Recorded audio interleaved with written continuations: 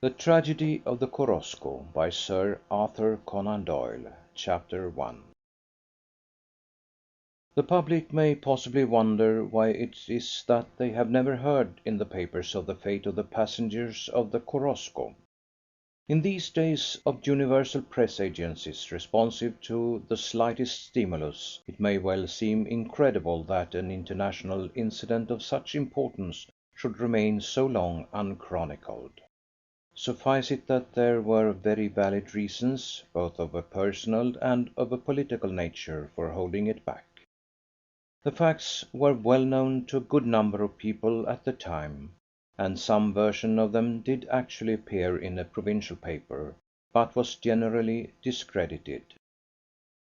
They have now been thrown into narrative form, the incidents having been collated from the sworn statements of Colonel Cochrane Cochrane of the Army and Navy Club, and from the letters of Miss Adams of Boston, Massachusetts. These have been supplemented by the evidence of Captain Archer of the Egyptian Camel Corps, as given before the secret government inquiry at Cairo. Mr. James Stephens has refused to put his version of the matter into writing, but as these proofs have been submitted to him, and no correction or deletion has been made in them, it may be supposed that he has not succeeded in detecting any grave misstatement of fact, and that any objection which he may have to their publication depends rather upon private and personal scruples. The Korosko, a turtle-bottomed, round-bowed stern-wheeler with a 30-inch draught and the lines of a flat iron, started upon the 13th of February in the year 1895 from Shellal at the head of the first cataract, bound for Wady Halfa. I have a passenger card for the trip, which I here reproduce. S. W. Korosko, February 13th. Passengers: Colonel Cochrane Cochrane, London; Mr. Cecil Brown, London; John H. Headingley, Boston, USA; Miss Adams, Boston, USA; Miss S. Adams, Worcester, Massachusetts, USA; Monsieur Fardet, Paris; Mr. and Mrs. Belmont, Dublin; James Stephens, Manchester; Reverend John Stewart, Birmingham; Mrs. Schlesinger, nurse and child, Florence. This was the party as it started from Shellal, with the intention of travelling up the 200 miles of Nubian Nile which lie between the first and the second cataract. It is a singular country, this Nubia, varying in breadth from a few miles to as many yards, for the name is only applied to the narrow portion which is capable of cultivation. It extends in a thin green palm-fringed strip upon either side of the broad coffee-coloured river. Beyond it there stretches on the Libyan bank a savage and illimitable desert, extending to the whole breadth of Africa. On the other side an equally desolate wilderness is bounded only by the distant Red Sea. Between these two huge and barren expanses Nubia writhes like a green sandworm along the course of the river. Here and there it disappears altogether, and the Nile runs between black and sun-cracked hills, with the orange drift sand lying like glaciers in their valleys.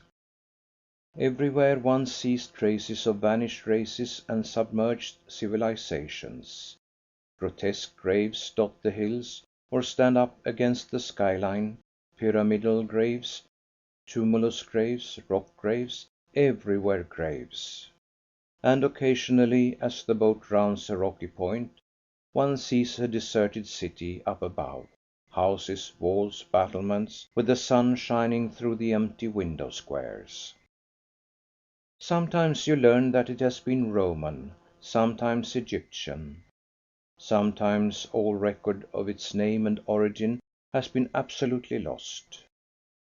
You ask yourself in amazement why any race should build in so uncouth a solitude, and you find it difficult to accept the theory that this has only been of value as a guard-house to the richer country down below, and that these frequent cities have been so many fortresses, to hold off the wild and predatory men of the south. But whatever be their explanation, be it a fierce neighbour, or be it a climatic change, there they stand, these grim and silent cities, and up on the hills you can see the graves of their people, like the portholes of a man of war. It is through this weird dead country that the tourists smoke and gossip and flirt as they pass up to the Egyptian frontier. The passengers of the Korosko formed a merry party, for most of them had travelled up together from Cairo to Assuan, and even Anglo-Saxon eyes dawdled rapidly upon the Nile.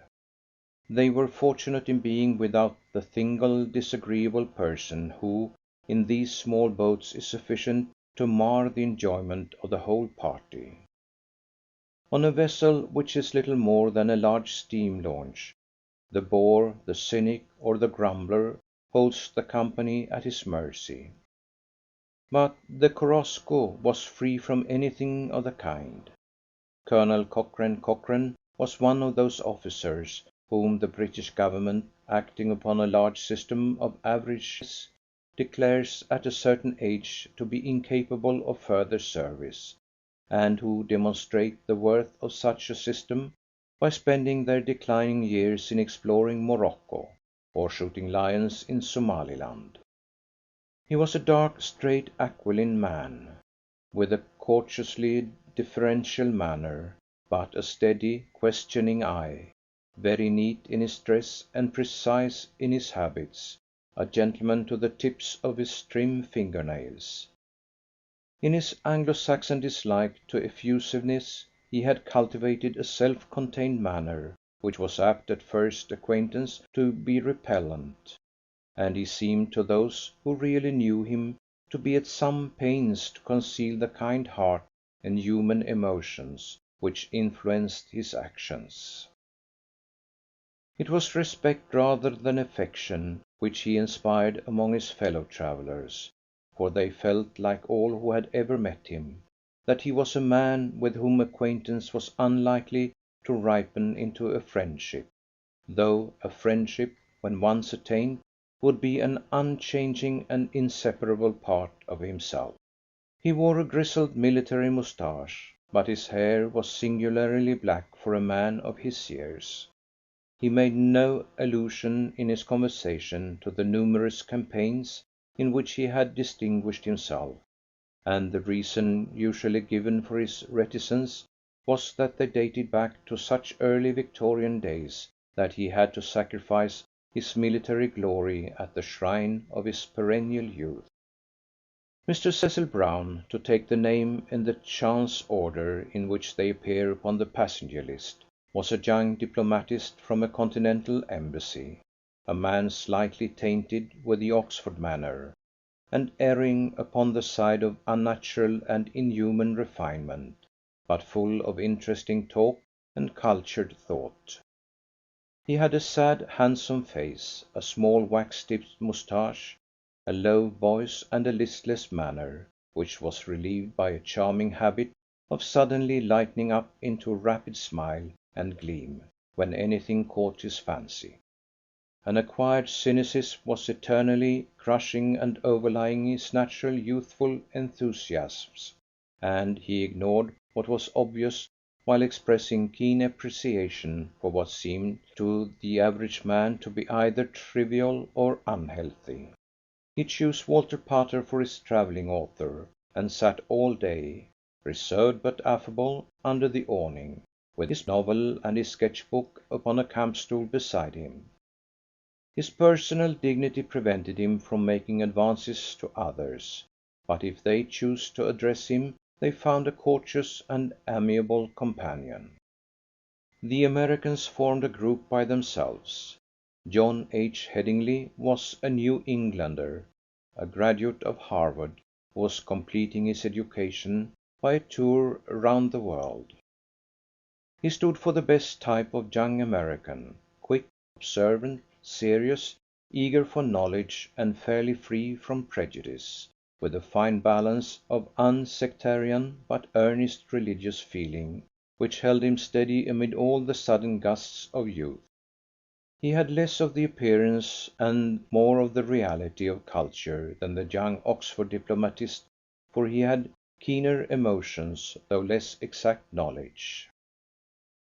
Miss Adams and Miss Sadie Adams were aunt and niece, the former a little, energetic, hard-featured Bostonian old maid, with a huge surplus of unused love behind her stern and swarthy features.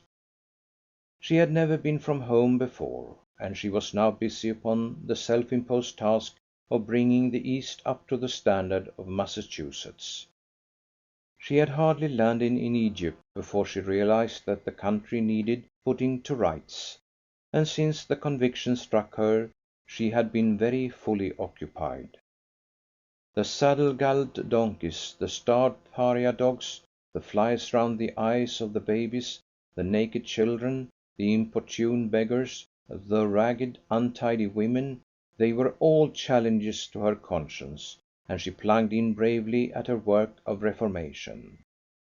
As she could not speak a word of the language, however, and was unable to make any of the delinquents understand what it was that she wanted, her passage up the Nile left the immemorial East very much as she had found it, but afforded a good deal of sympathetic amusement to her fellow travellers. No one enjoyed her efforts more than her niece Sadie, who shared with Mrs. Belmont the distinction of being the most popular person upon the boat. She was very young, fresh from Smith College, and she still possessed many, both of the virtues and of the faults of a child.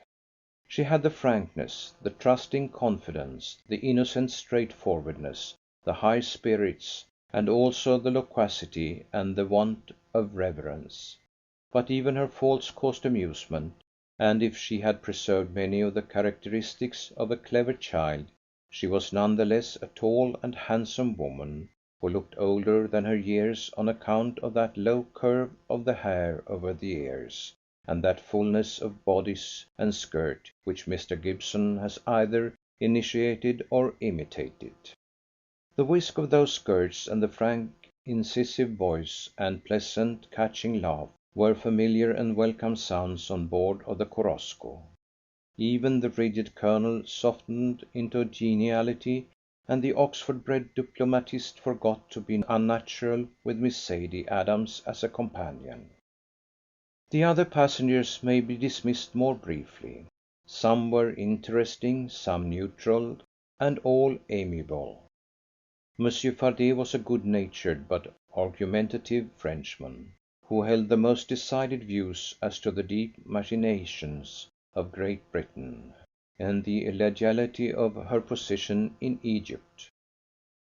Mr. Belmont was an iron-grey, sturdy Irishman, famous as an astonishingly good long-range rifle shot, who had carried off nearly every prize which Wimbledon or Bisley had to offer.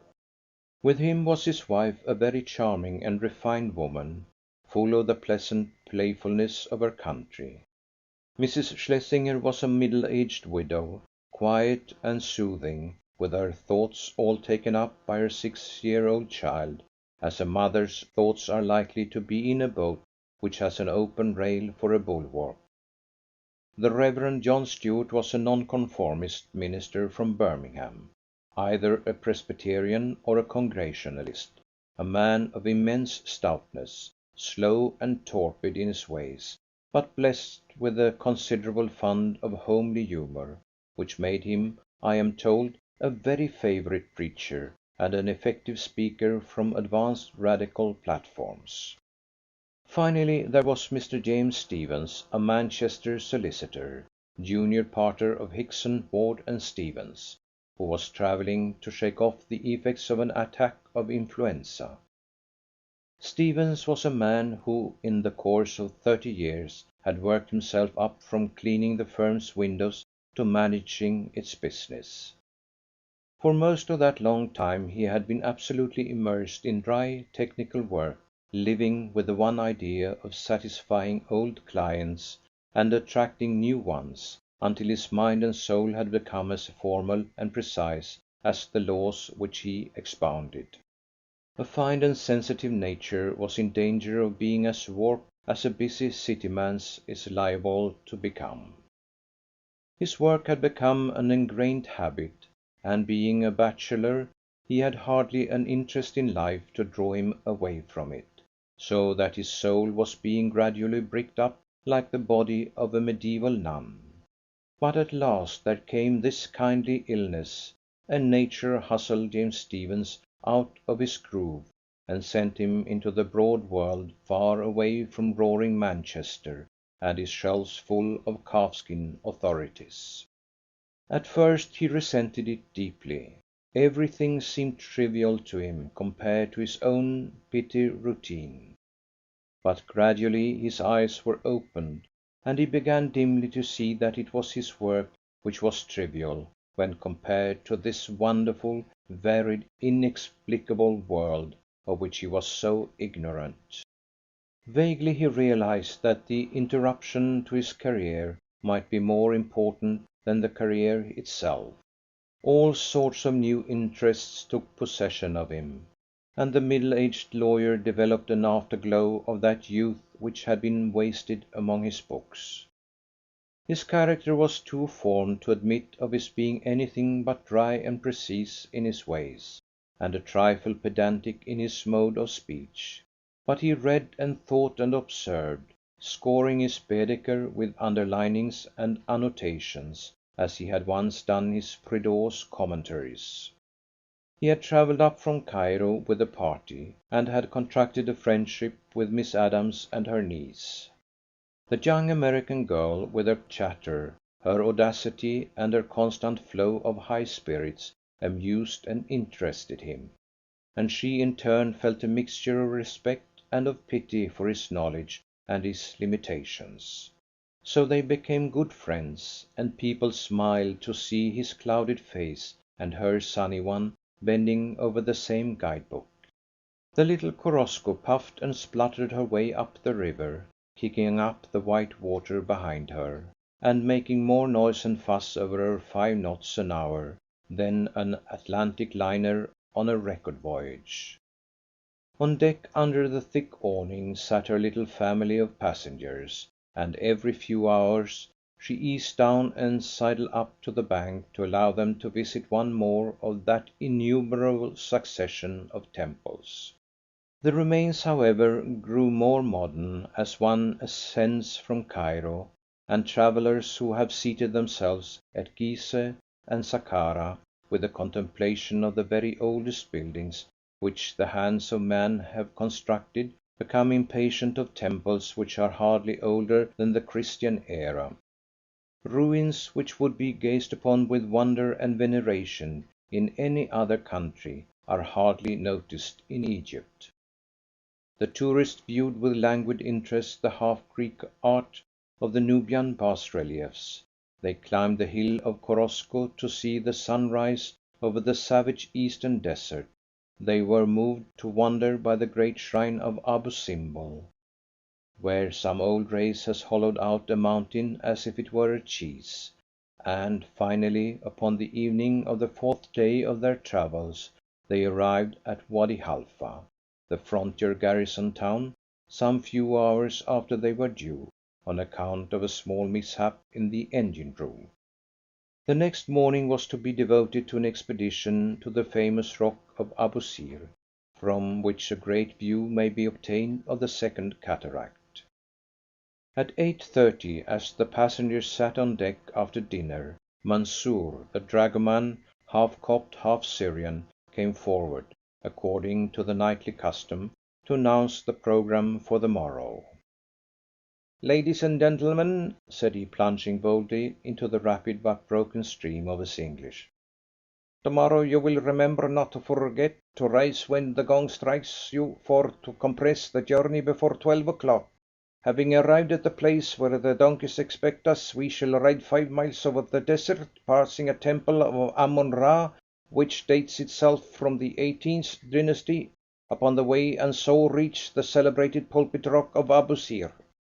The pulpit rock is supposed to have been called so because it is a rock like a pulpit. When you have reached it you will know that you are on the very edge of civilization, and that very little more will take you into the country of the Dervishes, which will be obvious to you at the top. Having passed the summit you will perceive the full extremity of the second cataract, embracing wild natural beauties of the most dreadful variety. Here all very famous people carve their names, and so you will carve your names also." Mansoor waited expectantly for a titter, and bowed to it when it arrived. "You will then return to Wadi Halfa, and there remain 2 hours to inspect the camel corps, including the grooming of the beasts, and the bazaar before returning, so I wish you a very happy good night." There was a gleam of his white teeth in the lamplight, and then his long dark petticoats, his short English covercoat, and his red tarbouch vanished successively down the ladder. The low buzz of conversation which had been suspended by his coming broke out anew. "I am relying on you, Mr. Stevens, to tell me all about Abousir," said Miss Sadie Adams. "I do like to know what I am looking at right there at the time, and not 6 hours afterwards in my stateroom. I haven't got Abu Simbel and the wall pictures straight in my mind yet, though I saw them yesterday." "I never hope to keep up with it," said her aunt. "When I'm safe back in Commonwealth Avenue and there's no dragoman to hustle me around, I'll have time to read about it all, and then I expect I shall begin to enthuse and want to come right back again. But it's just too good of you, Mr. Stevens, to try and keep us informed." "I thought that you might wish precise information, and so I prepared a small digest of the matter," said Stevens, handing a slip of paper to Miss Sadie. She looked at it in the light of the deck lamp, and broke into her low, hearty laugh. "Re Abousir," she read. "Now what do you mean by re, Mr. Stevens? You put re Rameses the second on the last paper you gave me." "It's a habit I have acquired, Miss Sadie," said Stevens. "It is the custom in the legal profession when they make a memo." "Make what, Mr. Stevens?" "A memo. A memorandum, you know. We put re so and so to show what it is about." "I suppose it is a good, short way," said Miss Sadie, "but it feels queer somehow when applied to scenery or to dead Egyptian kings. Re Cheops, doesn't that strike you as funny?" "No, I can't say that it does," said Stevens. "I wonder if it is true that the English have less humour than the Americans, or whether it's just another kind of humour," said the girl. She had a quiet, abstracted way of talking, as if she were thinking aloud. "I used to imagine they had less. And yet, when you come to think of it, Dickens and Thackeray and Barrie and so many other of the humourists we admire, most are Britishers. Besides, I never in all my days heard people laugh so hard as in that London theatre. There was a man behind us, and every time he laughed, auntie looked round to see if a door had opened, he made such a draught. But you have some funny expressions, Mr. Stevens." "What else strikes you as funny, Miss Sadie?" "Well, when you sent me the Temple ticket and the little map, you began your letter 'Enclosed please find,' and then at the bottom in brackets you had 'to enclose.'" "That is the usual form in business." "Yes, in business," said Sadie demurely, and there was a silence. "There's one thing I wish," remarked Miss Adams in the hard metallic voice which she disguised her softness of heart, "and that is, that I could see the legislature of this country and lay a few cold drawn facts in front of them. I'd make a platform of my own, Mr. Stevens, and run a party on my ticket.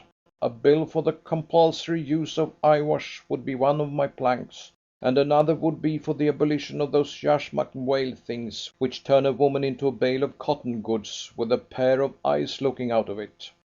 "I never could think why they wore them," said Sadie, "until one day I saw one with her veil lifted. Then I knew." "They make me tired, those women," cried Miss Adams wrathfully. "One might as well try to preach duty and decency and cleanliness to a line of bolsters. Why, good land, it was only yesterday at Abousir, Mr. Stevens. I was passing one of their houses, if you can call a mud pie like that a house, and I saw two of the children at the door with the usual crust of flies round their eyes, and great holes in their poor little blue gowns.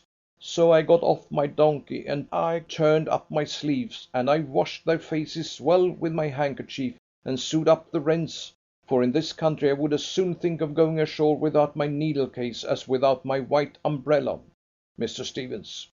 Then, as I warmed on the job, I got into the room, such a room! And I packed the folks out of it, and I fairly did the chores as if I had been the hired help. I've seen no more of that temple of Abousir than if I had never left Boston. But, my sakes, I saw more dust and mess than you would think they could crowd into a house the size of a Newport bathing hut. From the time I pinned up my skirt until I came out with my face the colour of that smokestack wasn't more than an hour, or maybe an hour and a half. But I had that house as clean and fresh as a new pine wood box. I had a New York Herald with me, and I lined their shelf with paper for them.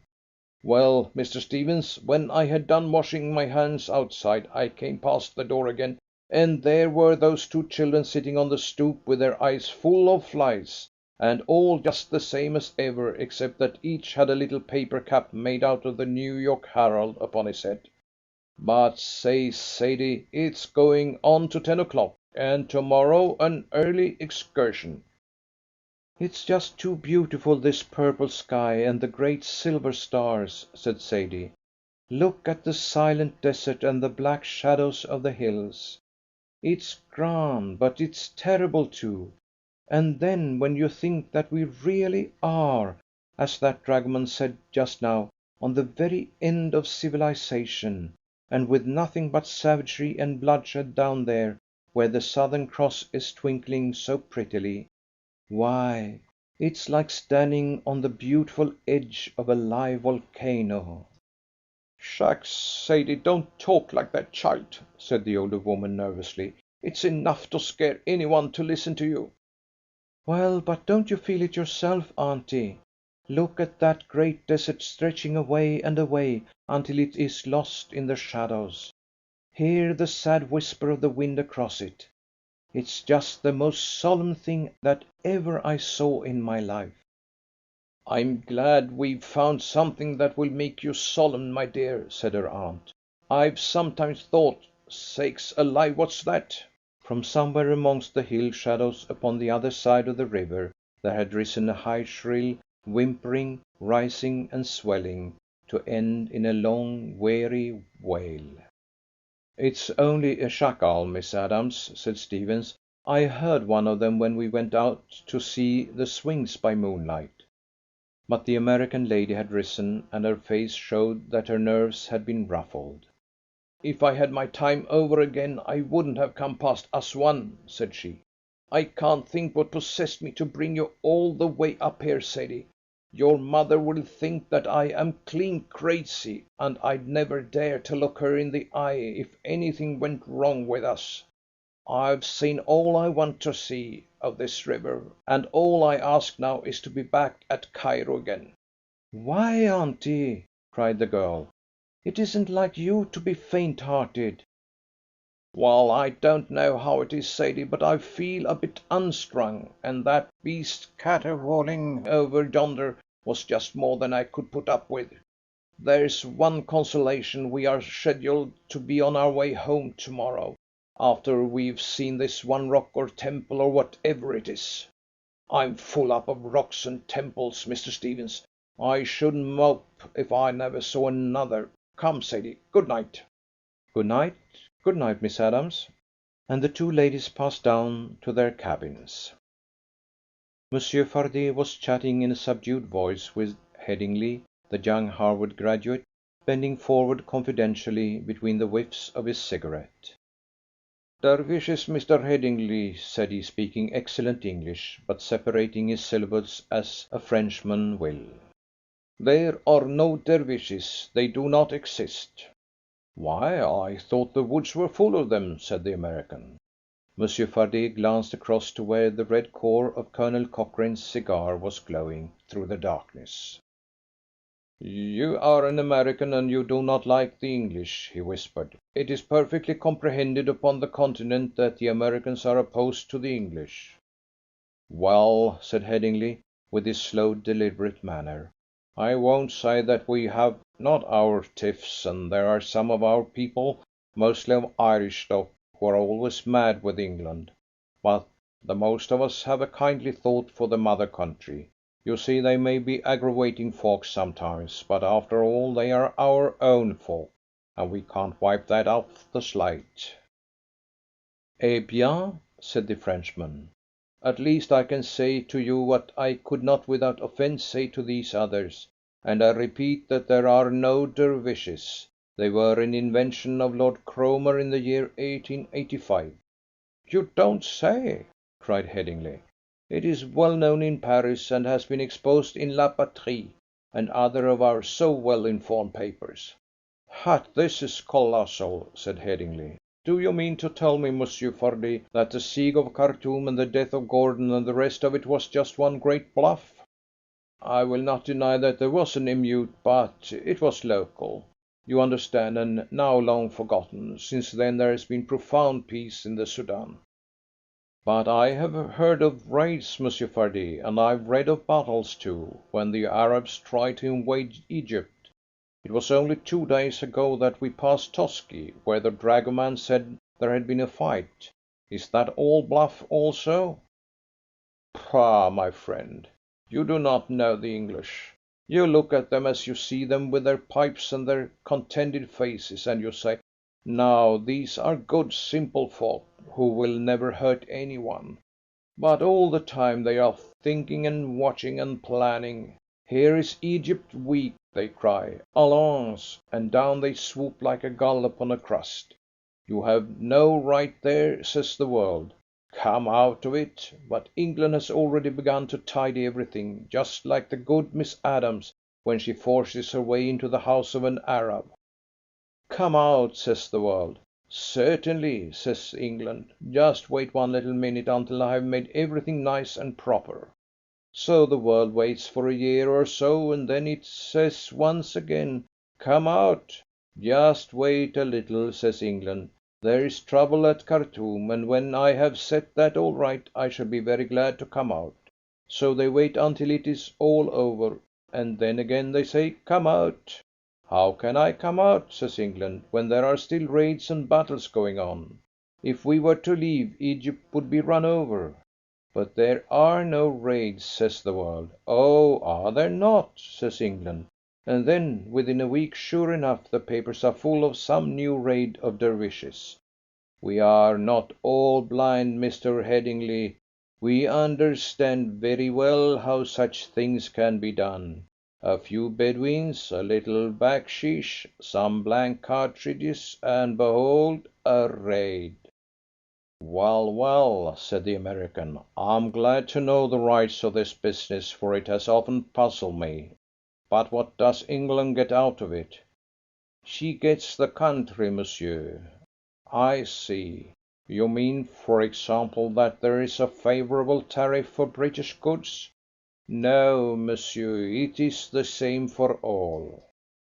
"Well, then, she gives the contracts to Britishers?" "Precisely, monsieur." "For example, the railroad that they are building right through the country, the one that runs alongside the river, that would be a valuable contract for the British?" Monsieur Fardet was an honest man, if an imaginative one. "It is a French company, monsieur, which holds the railway contract," said he. The American was puzzled. "They don't seem to get much for their trouble," said he. "Still, of course, there must be some indirect pull somewhere. For example, Egypt, no doubt, has to pay and keep all those red coats in Cairo." "Egypt, monsieur? No, they are paid by England." "Well, I suppose they know their own business best. But they seem to me to take a great deal of trouble, and to get mighty little in exchange. If they don't mind keeping order and guarding the frontier with a constant war against the Dervishes on their hands, I don't know why any one should object." I suppose no one denies that the prosperity of the country has increased enormously since they came. The revenue returns show that. They tell me also that the poor folks have justice, which they never had before." "What are they doing here at all?" cried the Frenchman angrily. "Let them go back to their island. We cannot have them all over the world." "Well, certainly, to us Americans, who live all in our own land, it does seem strange how you European nations are for ever slopping over into some other country which was not meant for you. It's easy for us to talk, of course, for we have still got room and to spare for all our people. When we begin pushing each other over the edge we shall have to start annexing also. But at present, just here in North Africa, there is Italy in Abyssinia, and England in Egypt, and France in Algiers." "France!" cried Monsieur Fardet. "Algiers belongs to France. You laugh, monsieur. I have the honour to wish you a very good night." He rose from his seat and walked off, rigid with outraged patriotism, to his cabin. End of chapter 1. Read by Lars Rolander.